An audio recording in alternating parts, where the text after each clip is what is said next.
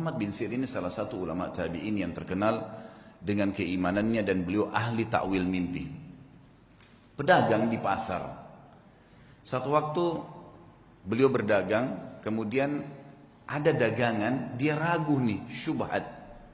Ini kayaknya salah nih. Ragu, cuman ragu bimbang. Harganya 40.000 dirham.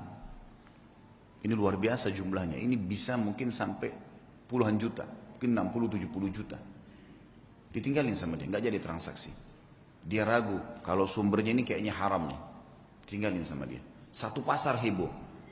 Padahal cuma dia yang memang punya peluang untuk mendapatkan keuntungan itu. Nggak mau, ditinggalin sama dia. Tersebar berita Muhammad bin Sirin meninggalkan 40.000 dirham. Ini bukan hal yang ringan. Seorang pedagang tahu nih keuntungannya. Baiklah. Besok pagi kejadian, ada satu orang transaksi di tokohnya, berikan uang, gitu kan, kurang 2 dirham. Kurang 2 dirham. Kata Ibnu Sirin, demi Allah, kau belum membayar 2 dirham itu.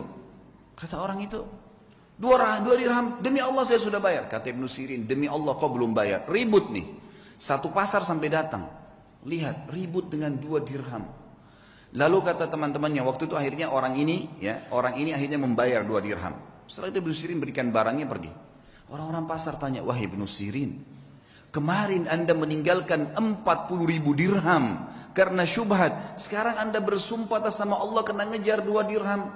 Apa kata Ibnu Sirin? Orang yang mengenal Tuhannya. Ini yang penting teman-teman sekalian. Dia mengatakan, demi Allah saya bersumpah karena saya tidak mau dia makan haram. Karena saya tahu itu haram bagi dia. Dia tinggalkan 40.000 dirham yang bisa dia dapatkan. Kadang-kadang kita, alah nanti aja deh. Gampang nanti baku atur kalau orang kita bilang. Biasa begitu. Tutup mata aja dulu, yang penting sekarang masuk dulu uangnya. Lupa.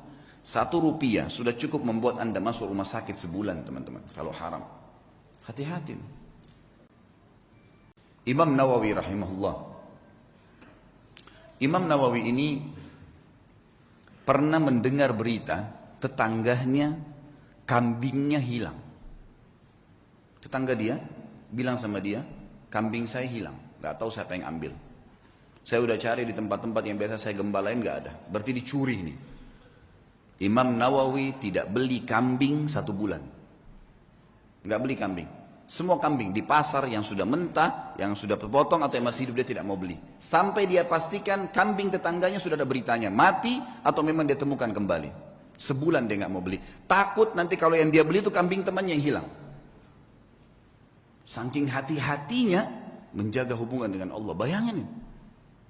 Bagaimana dengan keadaan kita teman-teman? Semua dianggap remeh nih.